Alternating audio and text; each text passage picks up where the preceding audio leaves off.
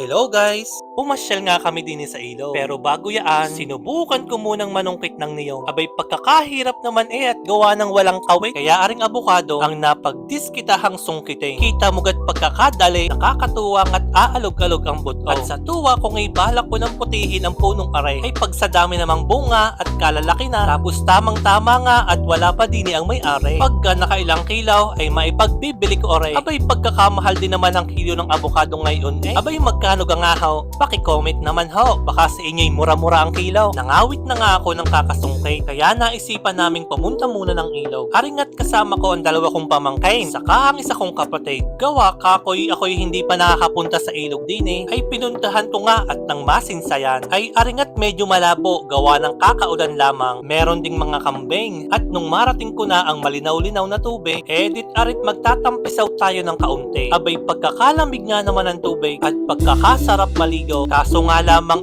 wala na akong brief at hindi pa nakakapaglaba, ay saka na nga lamang maliligo sa ilog pagbalik. Napadaan nga din kami din sa puno ng niyugan, ay pagkakadami ng puno ng niyog, kaya nakaisang sako kami ng niyog na napulo. Yung gang kakatapos lang ng bagyuhan, kaya madaming niyog ang bumagsak. Aringat hindi na magkandadala, pero sa isip-isip ko, abay mahal na din ang bentahan ng niyog. Ako nga din ay mahilig sa gata. Ala ay ano nga hong masarap igata din